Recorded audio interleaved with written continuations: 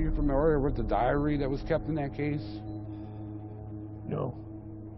Yeah, supposedly, you know, the diary was found sealed in a room in the Alexian Brothers Hospital in the psychiatric wing.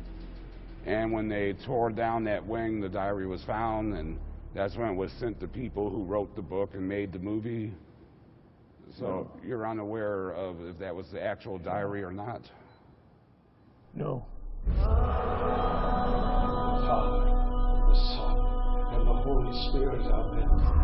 I exorcise you, most unclean spirit, every attack of the adversary, every unclean phantom, every legion, in the name of our Lord Jesus Christ, that you uproot and flee from this creature of God.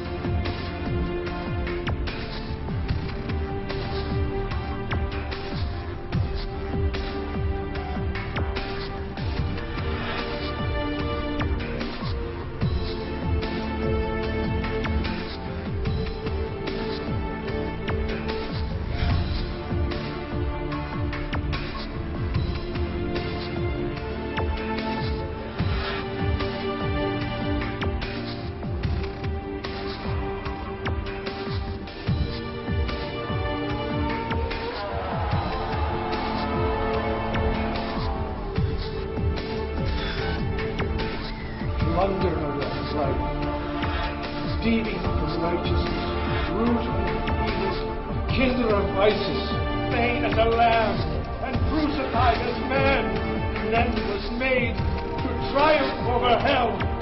Depart then, in the name of the Father, and the Son, and the Holy Spirit. Amen.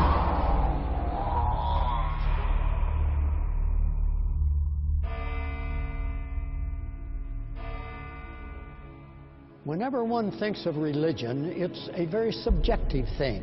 Some of us believe one thing, some of us believe another. I guess that's the reason we have so many different denominations. It allows us to express our own religious beliefs. So when there's some particular religious incident, how do we know whether it's true or false? Well, as exorcisms are concerned, that are authorized by the Roman Catholic Church, there's no question about how we separate fact from fiction. Many people don't realize that with any exorcism authorized by the Roman Catholic Church, there is a written transcript required to be taken. Just like in a court trial, there's a word-for-word written transcript, and we're able to read back on that transcript to see what actually did or did not happen. In this particular incident, from everything I've heard, from all the descriptions that people have given me as to what the written transcript says, this is a real exorcism. This was a case of actual demon possession.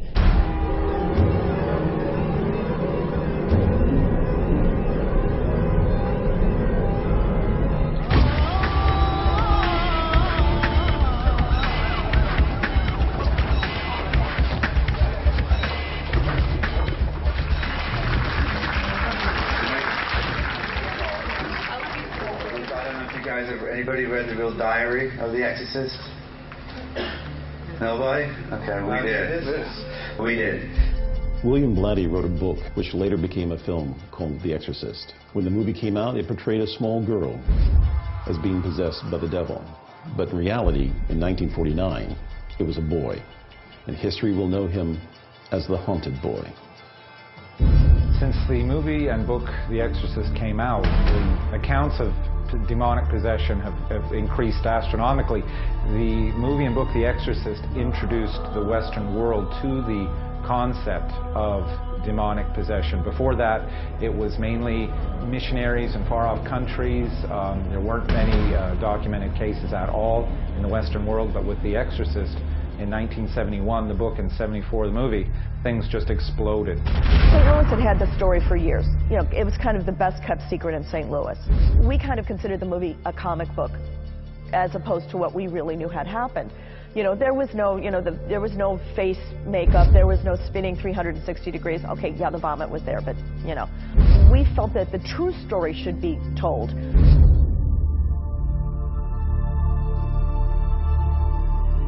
And they came to St. Louis, and they wanted a priest, and they contacted the Jesuits there at St. Louis University.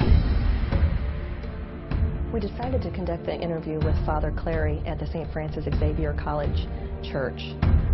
At first, when Father Clary arrived, he seemed a little hesitant to speak with us, but we were a little concerned too for his health and tried to make him comfortable.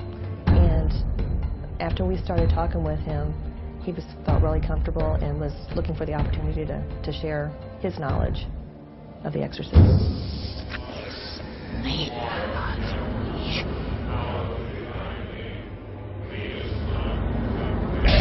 It was presumably his aunt who was into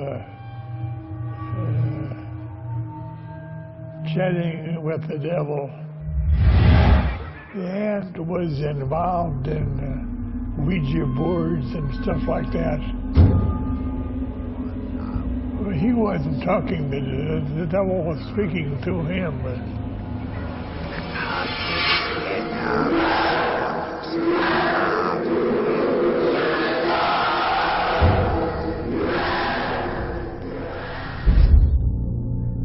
Spirit was questioned through an alphabetical medium on porcelain kitchen table. Letters of alphabet written on paper were underlined whenever the table moved. A code of messages became evident.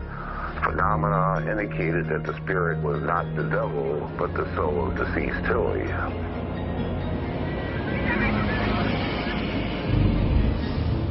From all the cases, from the case that I read regarding that particular case, I know the little boy was playing with the Ouija board. I know that his aunt had actually taught him how to play with the Ouija board.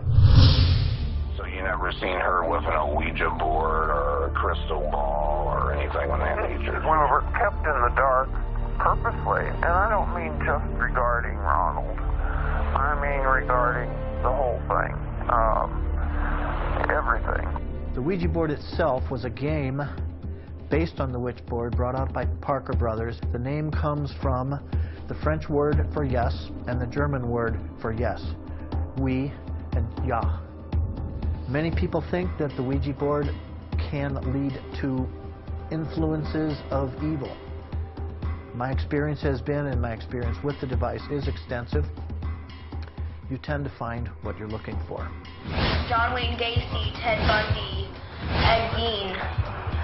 We got 2 other serial killers too. Could you please explain to everyone what's been occurring in your home and to your daughter? She's been attacked by things that we can't see, can't feel until it's too late. I'm Annika. I'm 14 years old, and I've lived in this house most of my life, and it's about 80 years old. Was your daughter involved with using the Ouija board? Oh, yes. Yeah. There was...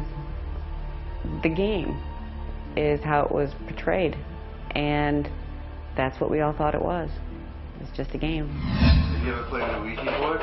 Yes. When? Oh, about maybe 2 months ago we were playing with the Ouija board, and I mean, we'll go to cemeteries at 3 o'clock in the morning. We'll actually like do a Ouija board for long periods of time. I mean, I used to do Ouija board all the time until the Rock Island Paranormal people told us to stop.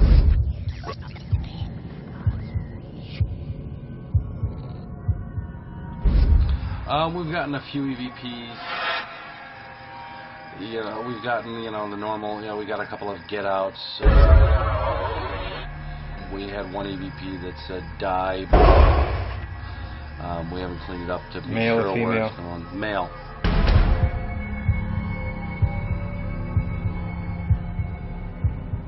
We recently moved back into this home approximately 2 years ago, and all hell broke loose.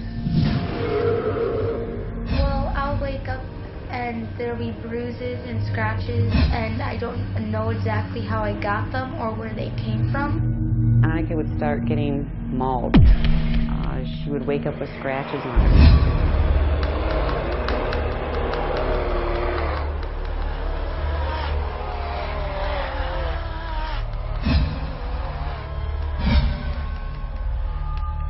Three claw marks going up my leg, and that precipitated everything that happened. Almost like this being is saying, you feel it, you see it. So when your daughter tells you it's happening, you're not going to call her a liar. It was pretty obvious that something came through that Ouija board. What happened the first time you used it? The very first time we got a hold of Ed Gein and Jeffrey Dahmer. Did any specific names come across on the Ouija board? Lots of names. Like? Lots of names came through. Pogo. It kept addressing itself as Pogo, which, come to find out, is the clown's name of John Wayne Gacy. He keeps that isolated and away from society then. Yeah, he's a strange one. Not normal by yours at my standards.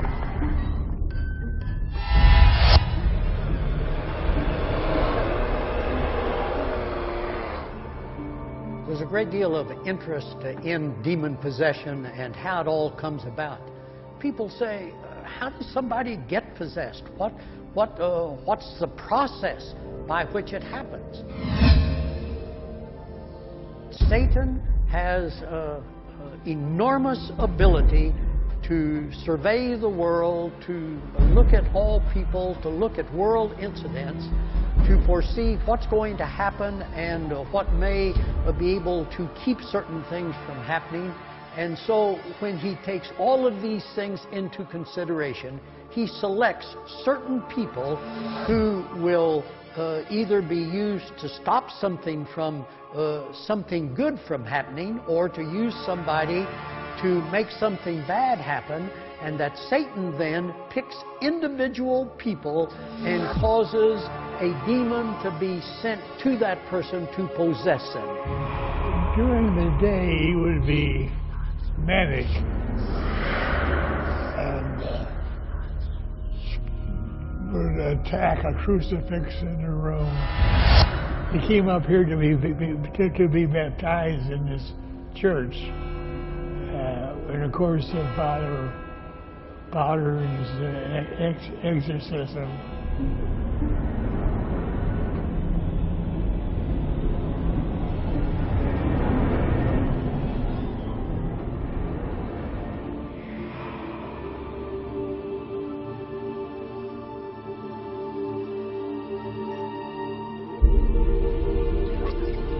I'm Eileen Dreyer. I am the great niece of Father William Bowdern. We called him Uncle Bill. He was always in my life from the time I was a small child. So we always kind of knew who he was. We knew what the story was. And it was just part of our lives.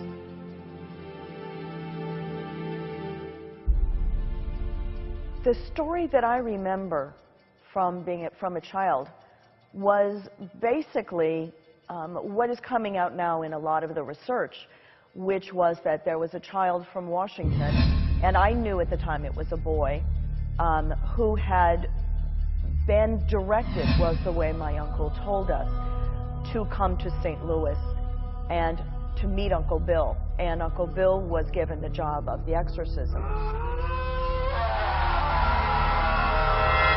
I was a high school student, St. Louis University High, Father William Bowdern was my religion teacher. A kindly old man, seemed so gentle. In fact, he didn't seem like He could even control the class, let alone a demon.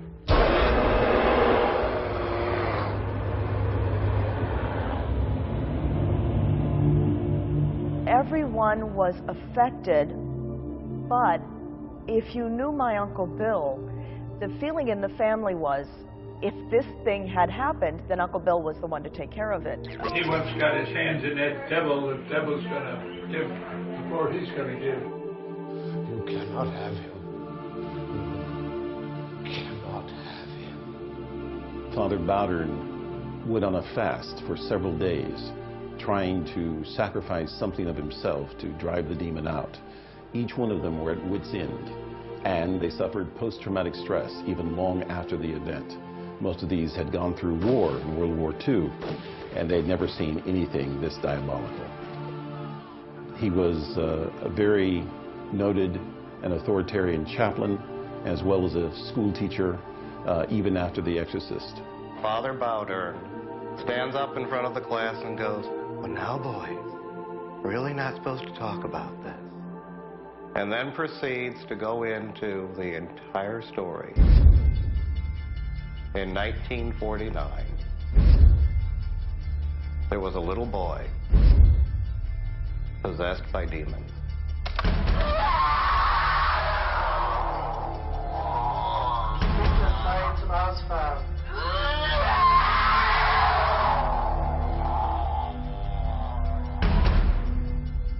He was principal of St. Louis University High School for 10 years, and this was in the 30s, and World War II broke out.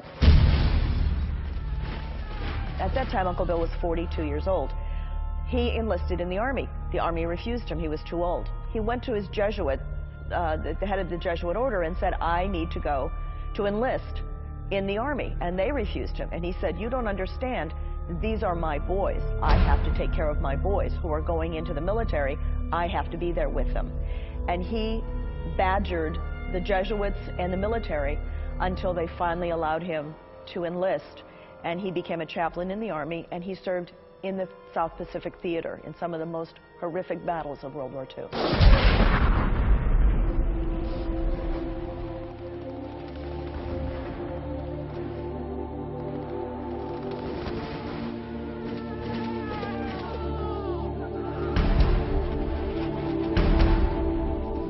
Actually, his boys from high school, the boys that he had taken care of in high school as a principal, were now in the Army and in danger, and he refused to abandon his boys.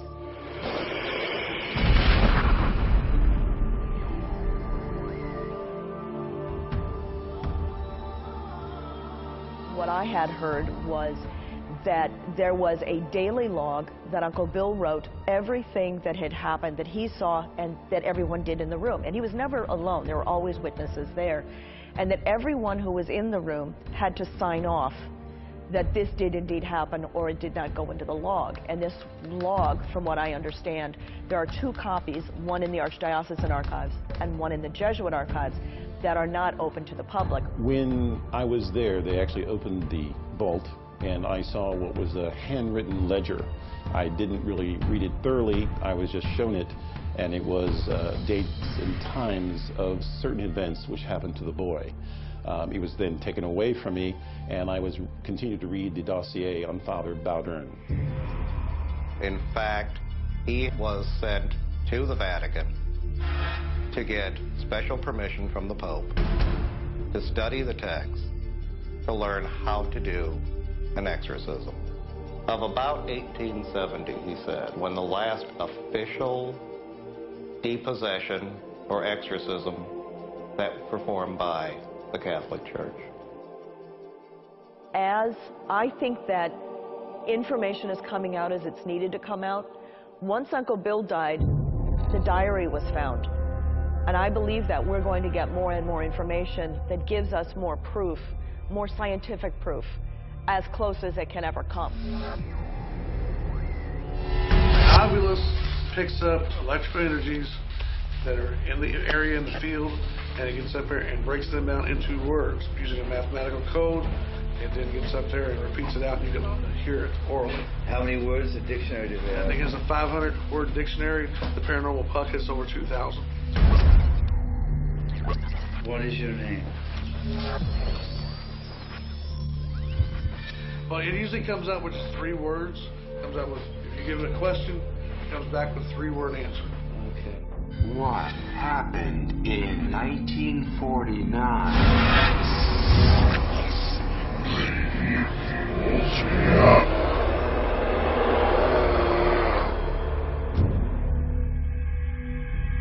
The diary was written by Father Raymond Bishop.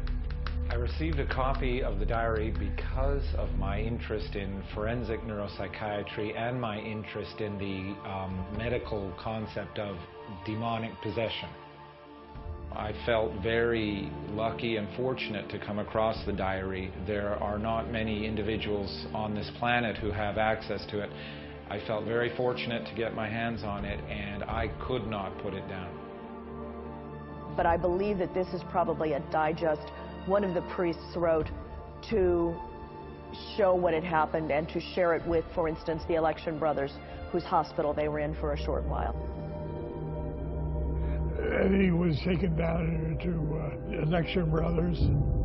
The boy was brought to Alexian Brothers Hospital, the 5th floor, where Father Bowdern and 2 other priests that he talked about prayed round the clock and in his own words, to save the boy's soul.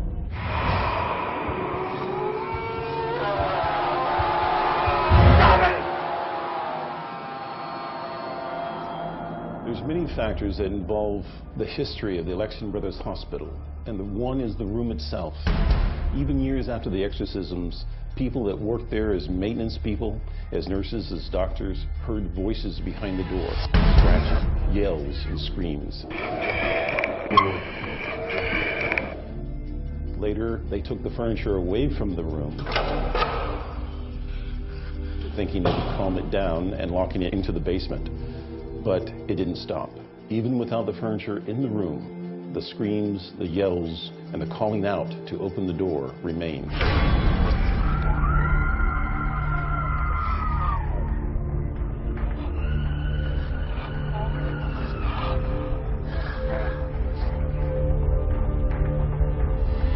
What we caught down here has been a lot of electronic voice phenomena, or EVP. We've had people physically touch. People have seen like shadow-like apparitions down here. We heard you saw some kind of shadow on the 5th floor? Yeah, Greg had left my wife and me up there while he went downstairs. We just come out of the room where the exorcism had occurred. I looked up and there's a kind of a box around some machinery. There was a shadow person, maybe 2/3 of him, peeking out around the side of that box, staring at me. When I looked up, it bolted to the right and disappeared. Is there anybody back here? I figured that's somebody hot. This? Yeah. Well, There's a lot of cold air coming from this.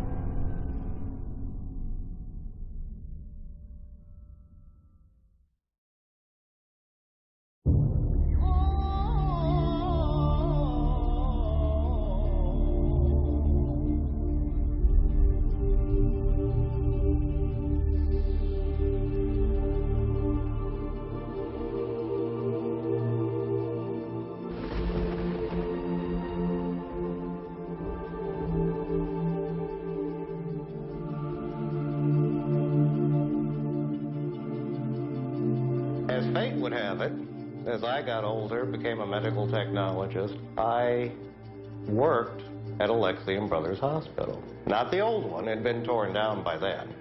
The old hospital, I think it was 7 stories, but everybody just talked about the 5th floor. And they talked about how the 5th floor was sealed. No patients up there. And the room at the end of the corridor was completely sealed.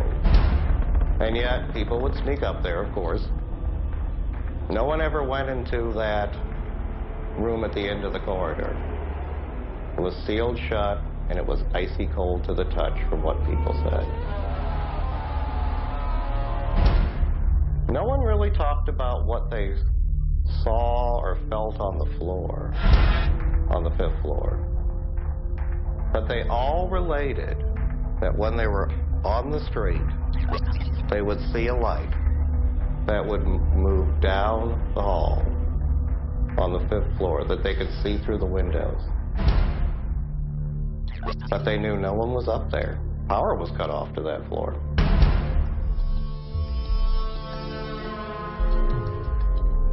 Oh, so it's like they're hiding something up on the 5th floor. Any idea what's up there, or? Nah, though. I always wanted to know, though. We even went to the Alexian Brothers Hospital, and no one would talk to us at all. We tried to talk to one person after another, and it was like the exorcism never took place. It was a big dark secret that's tucked away and forgotten about forever. Yes. Hey, what are you guys doing?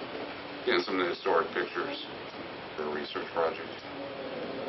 Okay, we're not allowed to have any type of media in here. Oh, not?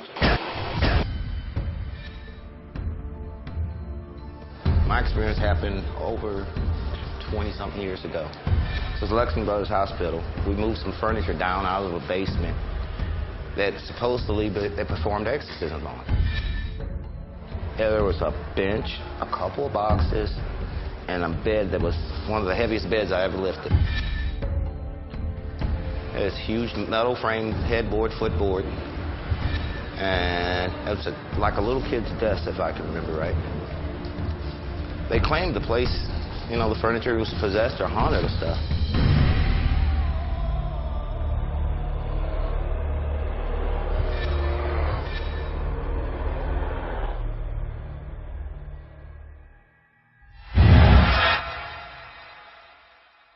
They were telling me that the furniture from the actual exorcism was brought to the Grand Manor from the old Alexian Brothers Hospital. And it was stored on the 4th floor and kind of locked up in the rooms and just there. So I said, well, and they said, well, you know that it's a very, very sensitive issue for us. It was religious, and, well, we think it's spooked. And I said, how do you mean spooked? And they said, exactly what I'm saying. Spooked. Things happen when you're around it that you don't figure on. They're abnormal. You mean it's haunted? Yes. The priest, the door was open, and they never went in the room with us, and they never touched the furniture. They never touched a thing. We touched everything. It was they said it was the devil's furniture. It had a bad ring to everybody. So now we're going to go fast forward. We got the job to do the demolition. And, of course, everybody was kidding us about it at the office. Oh, you're going to wreck the haunted floor. You're going to wreck the house where they had the furniture where the exorcism was. Aren't you afraid? And we're in business to wreck buildings. But this is something a little different now. We only wreck buildings that are normal. Can you give a house an exorcism? You don't exorcise homes. What you do is you go into the home and you do the blessing of the home, you blessing of the room, you do the epiphany of the doors, and you bless every single room. And basically what you do, if there's a true demonic infestation, you trap the demonic into one particular room, and then the entity will manifest itself. You perform the exorcism on the entity. Call it black mass, basically standing between me and Chris. You kept it on a locked floor, though. The doors were locked. There was a huge lock on there, and it was a lock, and it had a metal bar that you had to slide the metal bar off to get into the room. So it wasn't just a regular standard lock. It was like what you would see in an old prison.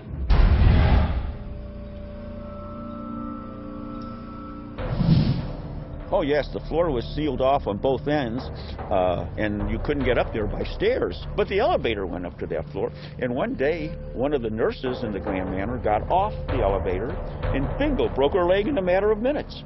So they said, uh-oh, this is really haunted. So they sealed it off where the elevator couldn't stop at the 4th floor. So we just had to assume that it was loaded with furniture, and we just figured that was debris that was going to have to go to the landfill. We took the furniture out. They stayed behind the door. We had to shut the door. They told us to shut the door behind us. They went upstairs while we loaded the stuff on the truck, took it to a storage place. We took it there and put it in storage containers. The furniture wasn't even worth the cost of a crate. So, I was just curious, why they really wanted it in vaults. But they claimed it was possessed, so they put it in cold storage, which is 5 years or better of storage time. We double vaulted this furniture and sealed it with silicone. Locked it. Metal vault, then wooden vault. Strange, but true. The furniture was a reminder of what pure evil could do, and they kept it as a souvenir. What was interesting in my research in the end, they did not destroy the furniture as they once proclaimed. The furniture had been kept and had been stored someplace else, then moved to a long-term storage facility.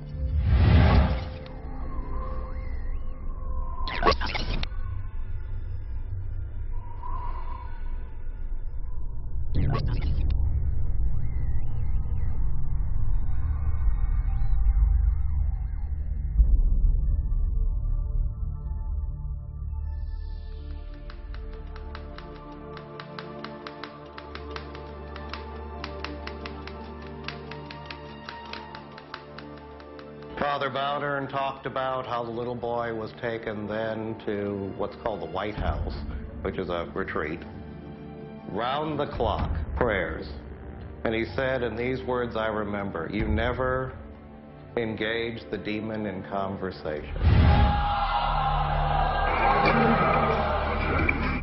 Because it's a form of control, just like in Scripture when God was asked, what is your name? He says, I am.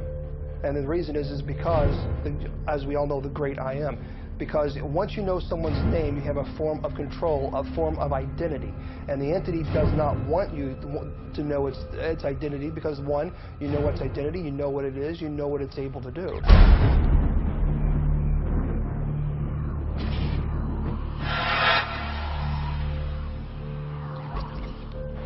What is your name?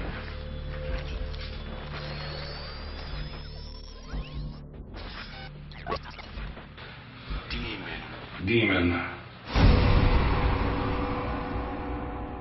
One priest did engage the demon in conversation over at the White House. Well, all he said was, well, he passed. But he may have thrown himself off of the bluff. Okay, Mike, what happened? Same things like fell, fall, jump, push as I was walking down the stairs. Priest. And it was saying I heard a priest. Hurt priest. I don't know what it means, but it doesn't sound right. Satan is a sly creature. Satan knows how to get to people. Satan will use whatever means he needs to affect how someone believes. At one time I thought I was possessed. I wondered, do I have a devil living inside of me? I've also encountered a case of demonic possession where a family member, a loved one, was actually possessed. But I didn't know where the voices were coming from. Ronald DeFeo exited the room and he testified that he heard voices telling him to commit the murders. The demonic entity actually spoke to me. Times it would sound like my dead parents or my dead godmother. Satan may speak in the voice of a mother or a father or a brother or a sister. In the car or in the house or out running, the voices just, and they were different voices, just kept coming in my head. He walked into his parents' room with a .35 caliber Marlin rifle and fired 4 shots. I physically got the gun.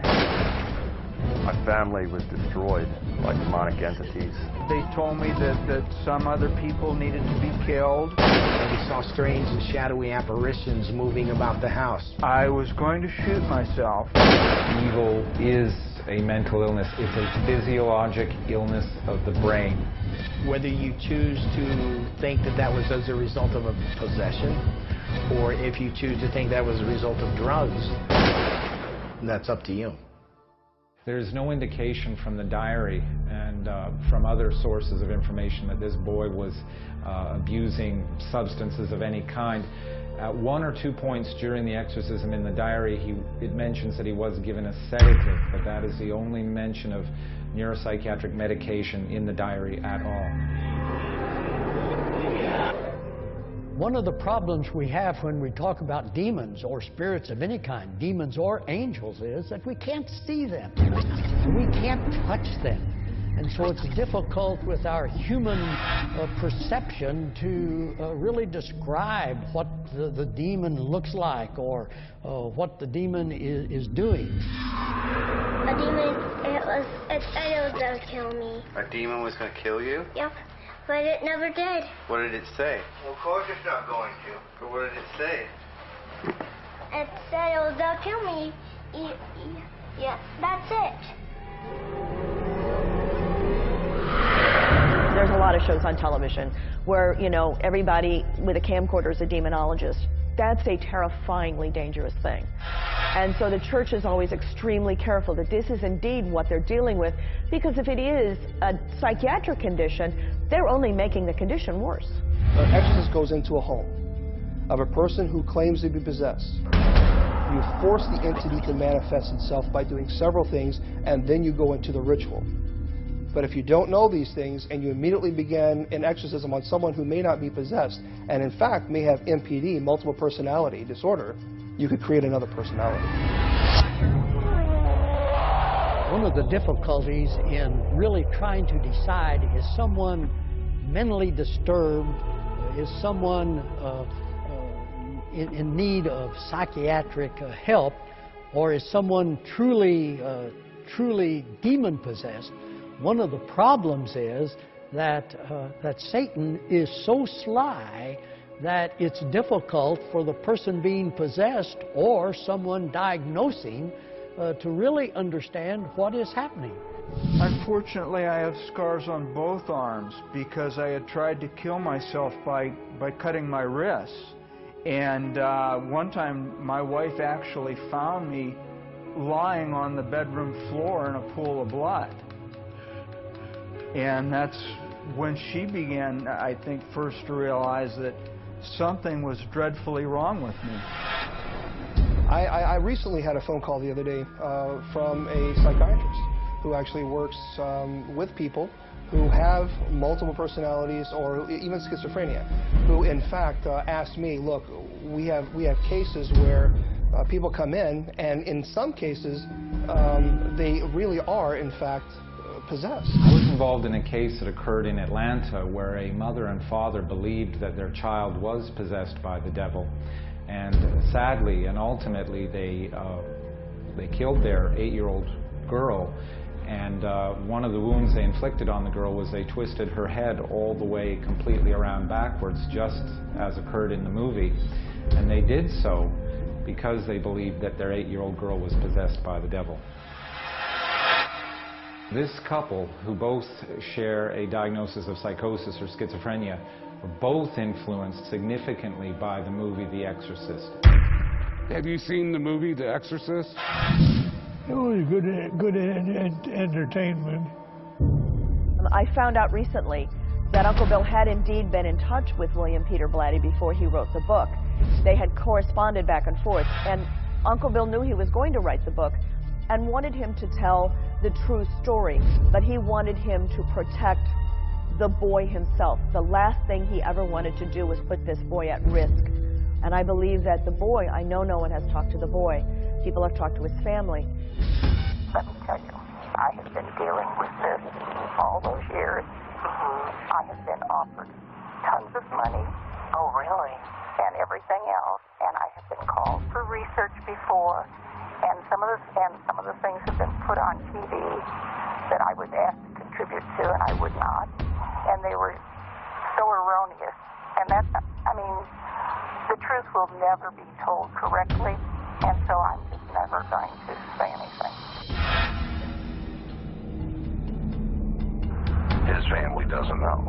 Well, I don't know what his family knows. And I wouldn't want to be the one to tell them or say it because that wouldn't be my place. I wouldn't know. He doesn't talk about that. I haven't seen him in years. He does not remember anything. So the rumors about that, Ronnie doesn't remember could be truthful then. Possibly. I mean, this is just stuff that, I don't know. I really don't know if I believe it, but if it's true, like I said, it explains a whole lot. Which is another reason I believe that Uncle Bill was the target and he was the vessel. Because if you're the target, why go to all that trouble and you don't remember? If you had a take on it, what would you think? Would you think it was actually reality, since you have a better insight than me with the family? Saying that he made the whole thing up. I mean, what part did he make up? Did he make up the whole exorcism thing? Or did he make up the things that supposedly happened to him? Or how do you say that you've made something up like that when you have accounts in a diary by supposed upstanding priests? And priests would never lie, right?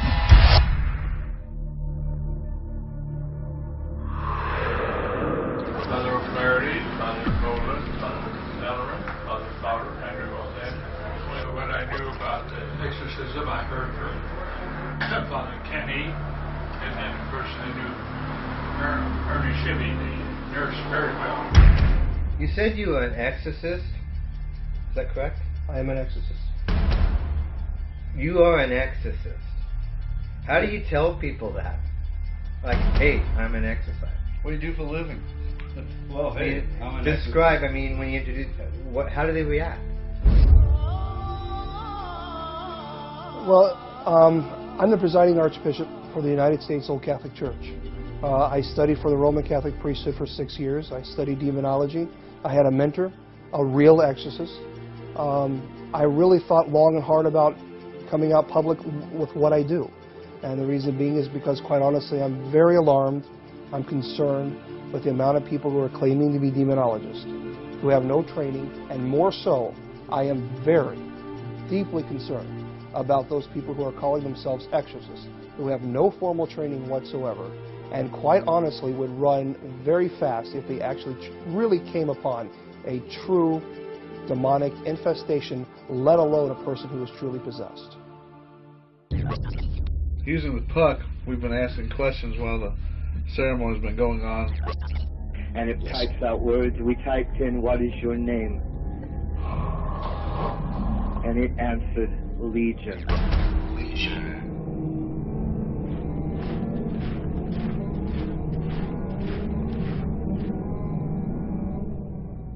The word exorcism is a military term of casting out and being able to destroy the enemy.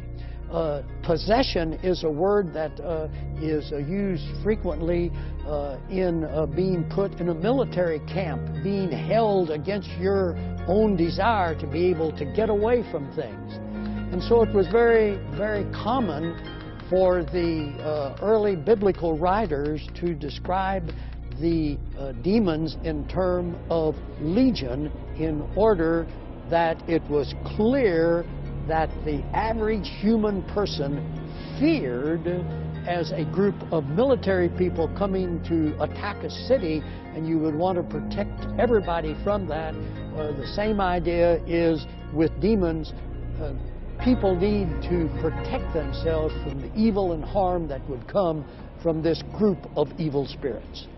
The family had quite a time with him, from what Father told, and they had brought him to the hospital at that time to try to take the demons out of his body. I believe there was another hospital, but I don't remember specifically. I know there other people have names like St. Vincent, but I do believe he was medically assessed at another hospital before they even began the exorcism. Have you heard of him being at St. Vincent's at all, or St. Vincent's Hospital? Only by hearsay when I was in college down here in '49.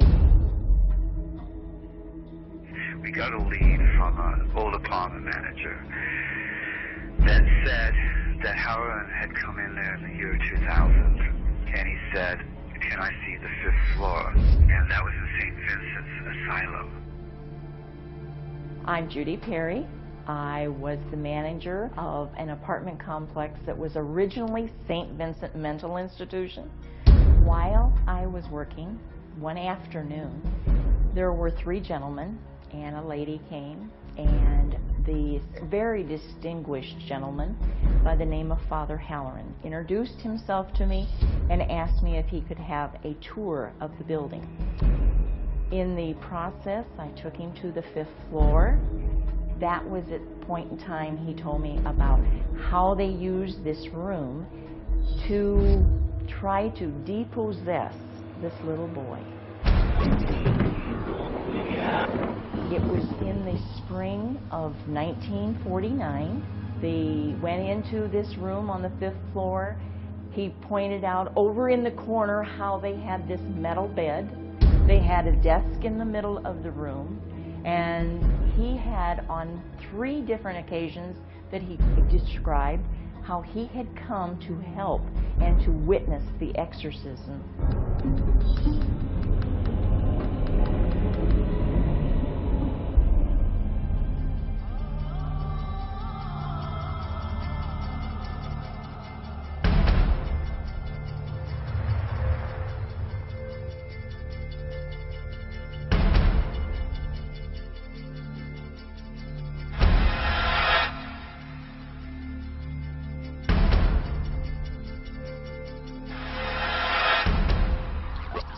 St. Vincent's Apartments is a huge building, over 250,000 square feet, over 200 living units, and in covering this huge area, they have approximately 100 surveillance cameras that monitor all areas of the building. For some reason tonight, it's just all over the place. Cameras, we're losing signal. Has any tenants ever come up to you and say, hey, I think this place is haunted? Unfortunately, yes. We've had several residents there that would come flying out of their apartments because they would be asleep in their bed and somebody would sit on the bed and you could see the indentation of their butt, but there would be nobody there. We've had dishes break in apartments. Your doors on your desks would open and close. You would see shadows, you would see things falling off the wall. Somebody would go in and find their sink running, and they could actually see a washcloth being wrung out, but there were no hands on it. The biggest thing was finding people in their apartment sitting on their bed or on their couch that they couldn't explain what was happening. This building was a building where anything could happen.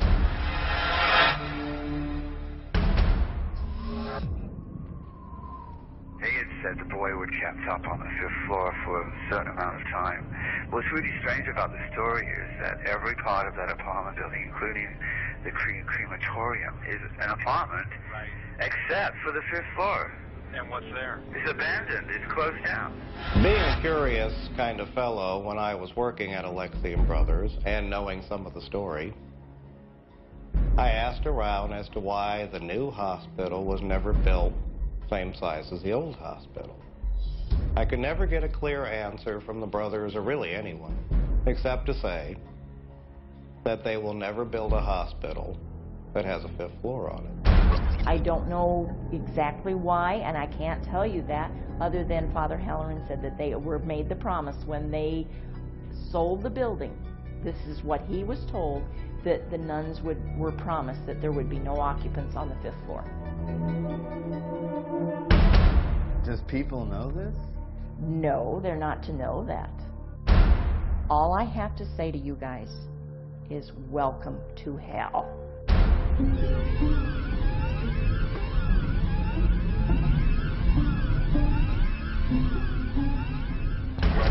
Yeah.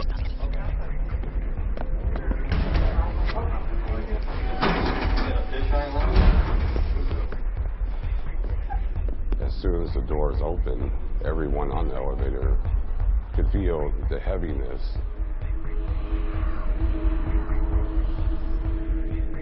It was like a place I'd never been before, and it was a place that I really didn't want to return to after being there a couple of times prior. because I knew what was there, and a lot of them didn't. My heart was pumping, my adrenaline was going. I was basically getting all amped up and ready to go. Now once we got up to the 5th floor, it was like entering the gateway to hell. Okay, welcome to floor number 5. Welcome to hell. And the elevator doors open, and we all walked out. You could just feel the evil lurking about on the floor.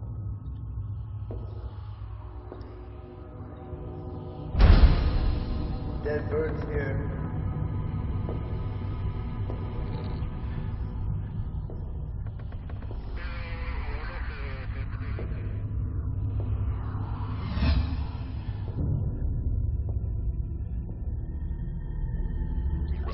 They're on the 5th floor of what used to be the St. Vincent Sanatorium. This is the general hallway area. Outside is some rooms, one of which is where the possessed boy in 1949 was kept.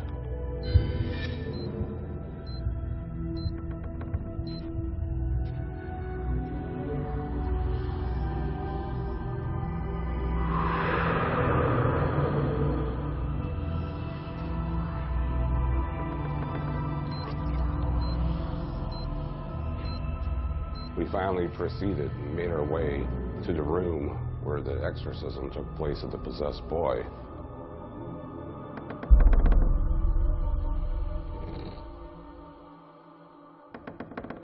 We walked down the short hall around the corner to where the exorcism boy's room was. It was like stepping back into time, like it was an area that had not been touched since the boy had stayed in the room. In the Father, the Son, and the Holy Spirit. I exorcise you, most unclean spirit. Every attack of the adversary, every unclean phantom, every legion, in the name of our Lord Jesus Christ. This is the room that the boy was supposedly kept in when he was here. So what I'm doing now is just basically doing a thermal sweep with a thermal imager. What is it? Something really cold. See it moving? Like pulsing. Like a black mass.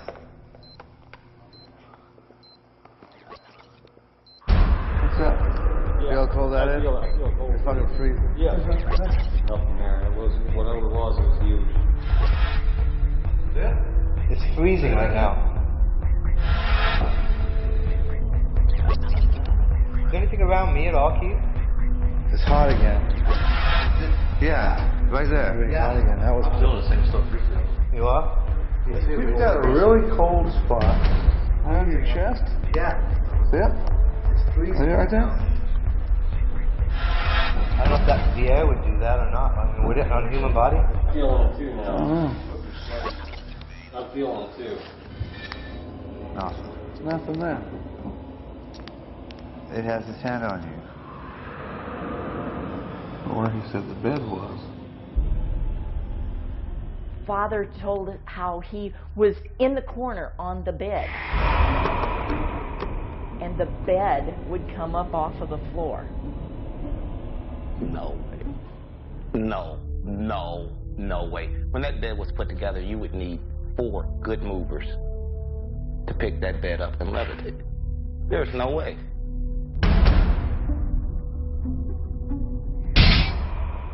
There was a large crack that we noticed, and the crack was only in that room. It wasn't in the lower areas. It wasn't in the other rooms.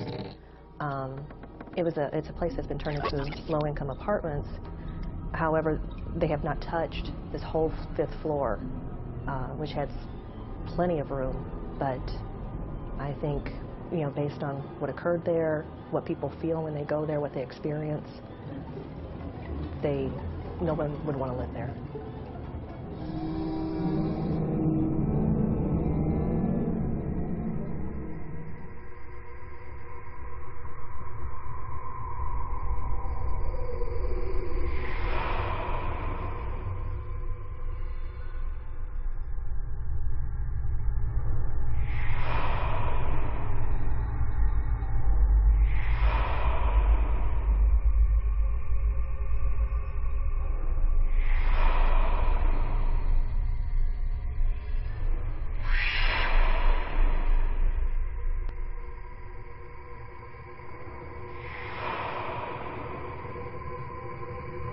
We're actually getting ready to go into the actual bedroom that no one's ever been before.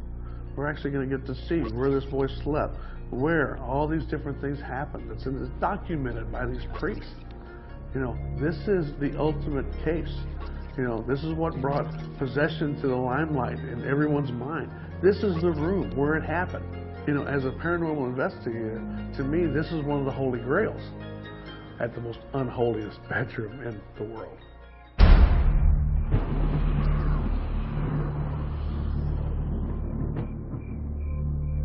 Do you think the house picks its owner? No. I picked the house.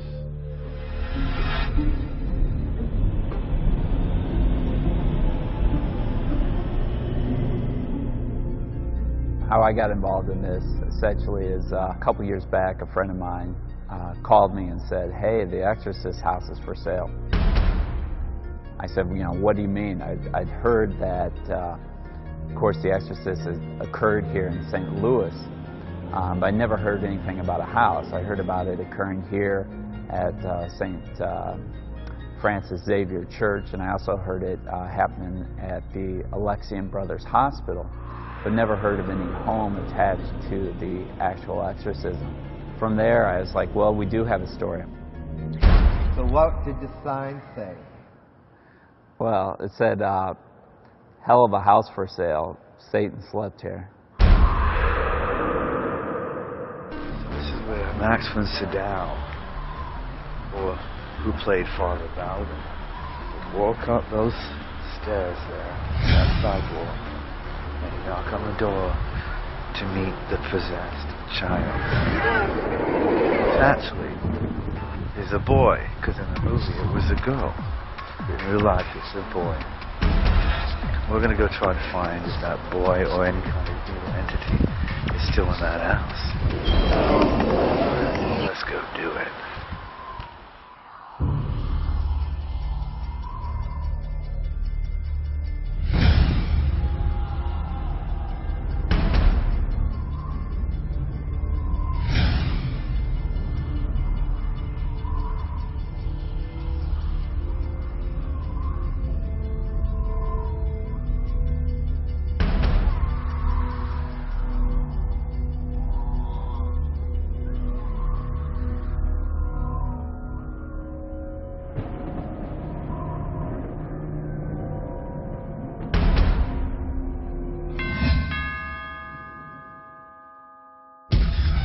Do you think people in this town are afraid of your house? Some. And that's probably what put me off to want to be interviewed or let people see my house, because I was afraid maybe neighbors would run you off or tell you to go. I talked to some owners of the house who had lived there before, and one owner complained about this one room where the boy stayed as being kind of always kind of cold and damp, and just kind of having a strange vibe. I couldn't move. I was literally stuck trying to get around the corner of this room, and I could not move. The woman, there was a couple, and the woman, when she was climbing up the stairs, told me that she just all of a sudden felt extremely sick and ran out from the house and would not go back in. So this was the house where the exorcisms had occurred. I was working third shift at the time, and apparently I was getting calls from people saying there was some guy in a devil outfit dancing in my front yard waiting for me to get home, and they're knocking on my door, and the cops found me and ran them off. Okay. Press around real quick. How about out there, really? Hi. Well, at least it's not snowing. Look at the bright side. It was snowing this morning. Are you Nick? Yeah. Hey, nice to meet you. Why did you buy the house? Did you know the house was the Exorcist house? Because the people are fascinated by that. Okay? Lovely. Okay, we'll get our equipment and set up. Alright? So, let's do that. Phil, what was your first impression? Of what? When you walked in the door here. Of this place? Yeah. I thought it was a really cool place.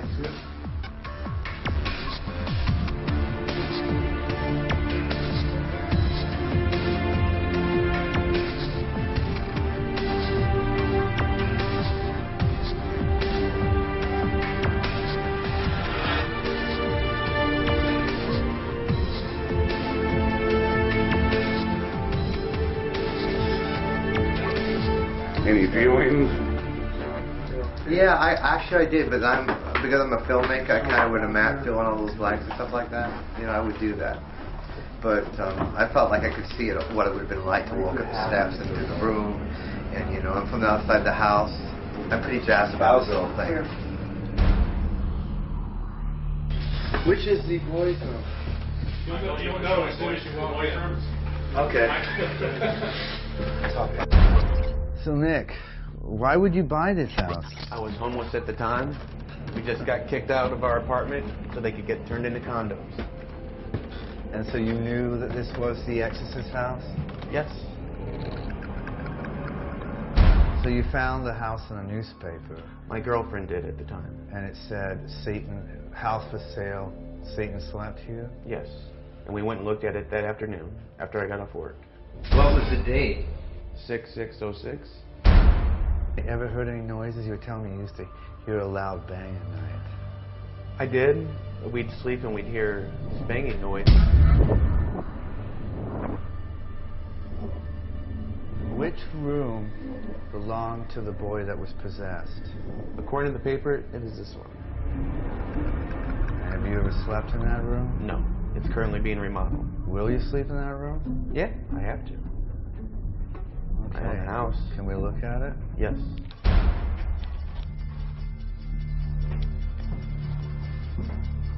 When I went into the boy's room by myself, I felt coldness and emptiness and starkness. Nothing soft, nothing gentle. A harsh, unkind feeling. It could be some type of just a regular anomaly, but why did it in that window? So this is the infamous room of where the boy was basically had most of his possession after he moved from Maryland. And this is where his bed was? Yes. We believe it's in that corner. Yeah, there was a carpet and old molding that we removed from the walls. Many physicists that investigated the vent noticed objects floating around the room, and the boy actually levitating out of his bed, and the bed itself actually levitating. No form of psychosis or split personality has ever shown such telekinetic power. We only must assume that it is, by all accounts, even from the diary, a supernatural event. He knew there must have been something going on, a demon, because things would fly around the room. He said to me, I asked him what it was, something unusual. He said, oh, that's the only time in my life I ever saw ink rattle pick itself up and smash itself against the wall.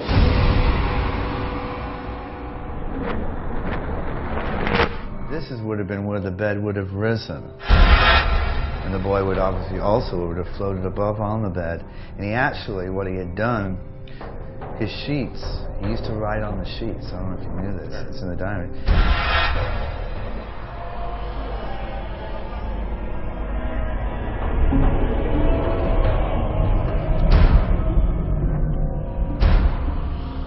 And what he would do is a priest had told the mother to put wrapping paper instead of on the sheets. And so he would write on this wrapping paper.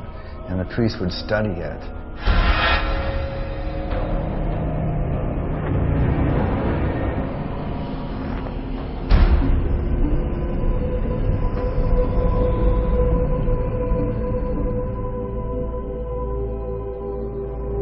One report said he actually climbed up the walls, found the ceiling.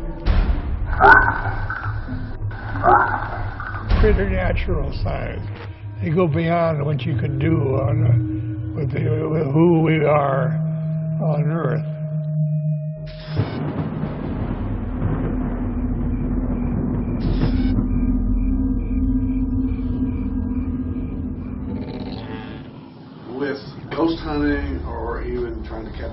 just like we are now. I want to do things a certain way, because there's one thing I learned real quickly a long time ago was, if we don't get it on film, it's not worth the evidence at all. Once I got outside, I realized I was very disorientated, a little bit dizzy. I didn't really realize what happened at the time that fully until I was out.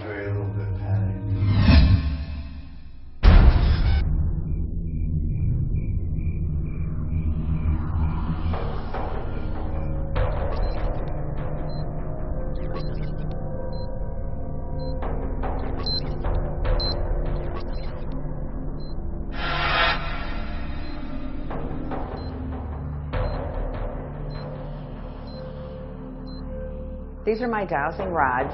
We use these dowsing rods. We have several purposes, actually. When I am investigating hauntings, they can show me by opening and closing. Thank you.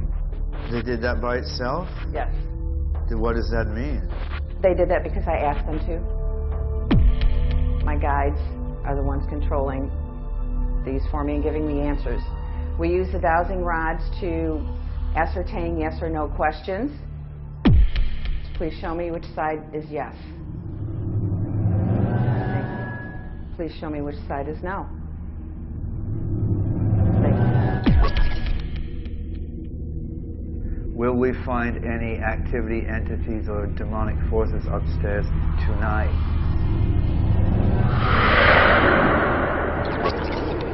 Keith and Sandy were up in the room upstairs setting up. We heard a voice, like a scream. This wasn't a voice, this was a scream.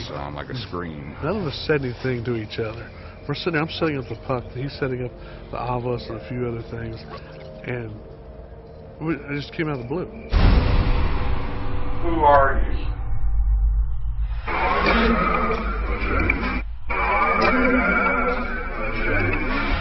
Father would tell how this little boy would scream and holler in a way that you could not understand him.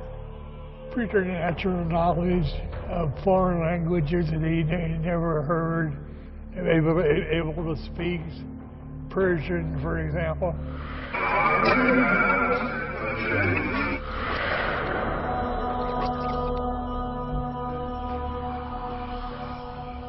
This house is where the exorcism actually was started here in St. Louis. Most of the serious possession happened in this house. Deviant from righteousness, root of evil. As I understand, this is where all the serious scratching and markings happened. A lot of it happened here. Welts formed on the boy's body, and on his arm, I believe it was like raised up like a figure sort of a devil.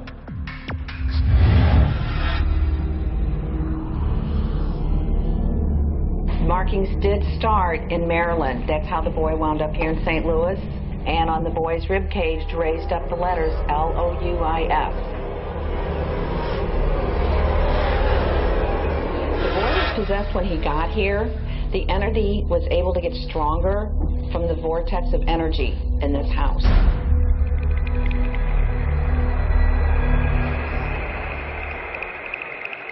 The head of the bed is against this wall right here, facing out this way. They would have to stand on either side of the bed and at the foot of the bed.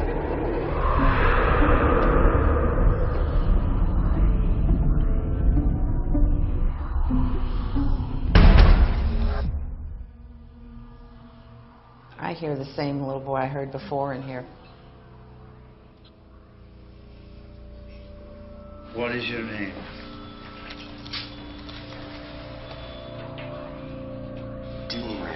Demon. Do you have a name?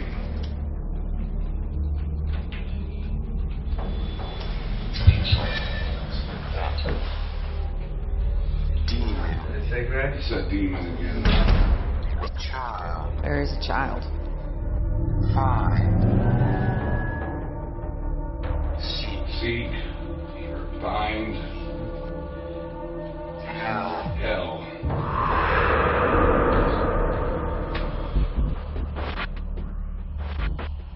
No. We will not seek help. Oh, yeah. It's moving. Whatever it is, it's moving. It's a cold spot and it's moving. Yeah. Bro, I see it. That's fucking great. Yeah. It's just hanging outside the window. Yeah. My battery just went dead. I've seen the devil. What does he look like? If you can imagine something that is so evil, blackness. Blackness is really the best way to describe the devil. Blackness with a range of emotions. Whatever that black shape is, that is looking through the window, but that is reading minus 10 degrees, and there's nothing there.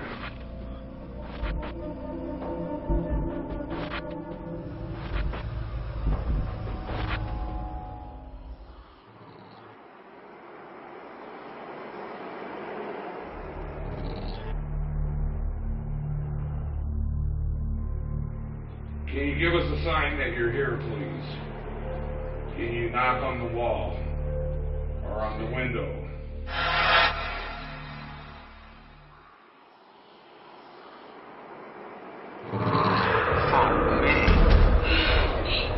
There's something coming between me and the wall. Right. It's between me and the wall now where my head is. I need a camera. I need it now. Could you tell me why you are here? Child. I'm feeling intense heat radiating from something. Heat? Like a heat. What side? On my left side. Alright. From my shoulder area up to my forehead. Okay, on your left side, I am reading right now, it's jumping back and forth.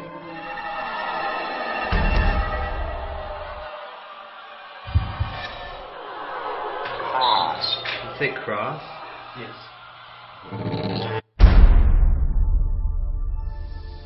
He's gone.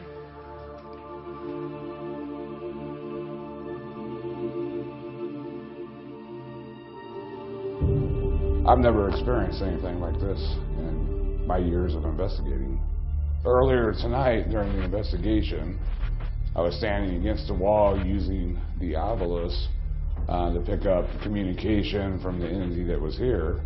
Instead of communicating, it started radiating intense heat. It felt like very hot on the left side of my neck and all the way up my face and my ear. Keith here had the thermal imager, and he picked up a very, very hot spot. It actually became so unbearably hot, my instinct was to get out of the room. Cross. You say cross? Yes. Maybe it was a kiss from the devil.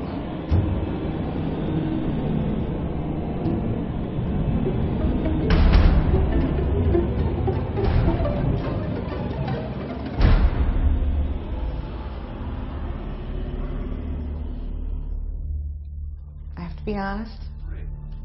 I don't exactly know what happened. It was energy that just pushed me back.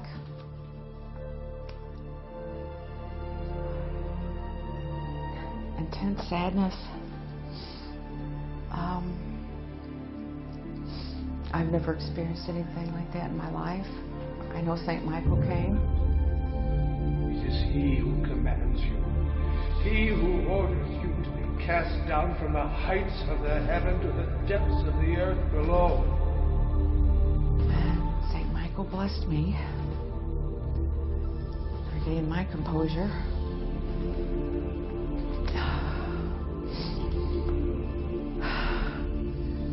St. Michael promises that he is going to leave some forces to watch over this vortex. Uncle Bill, even after having been through the hell of World War II, still had this amazing, strong, it was almost like a bright white light of faith. And I think it was just too irresistible that this was such an amazing challenge, that this was somebody who had to be broken. And of course, he never was. He wasn't even touched. This never ever even dented his faith. He once got his hands in that devil. The devil's going to give before he's going to give. It was years later. A bunch of us were together. Movie had come out. So one of the group was talking about, did you see The Exorcist? Almost immediately, we turned to each other and go, Father Bowdern! He really did it!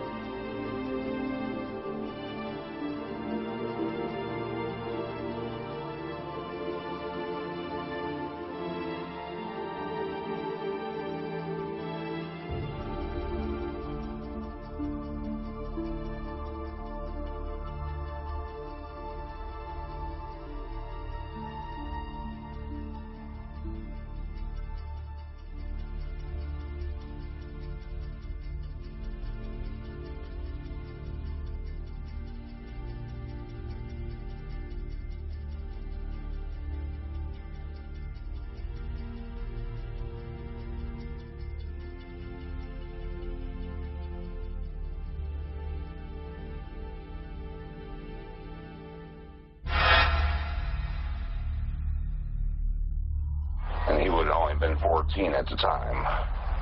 But he's already proven himself as a scholar as well, you know, by his, you know, progression, you know, with working up to be actually being, I guess, a rocket scientist.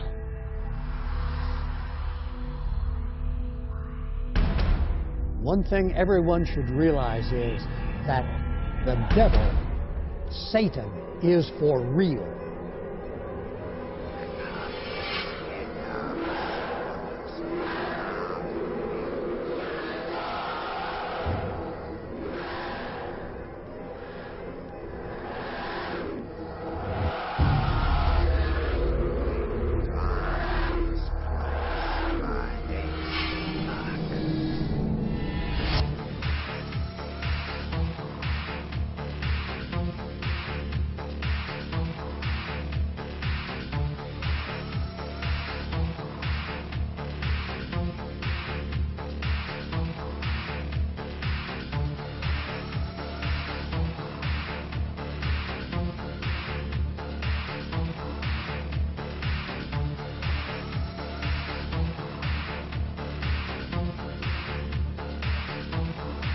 And we live in a time full of lies and of crime. We are forced to agree, liberate for a fee, organize, authorize. They will preach their creed.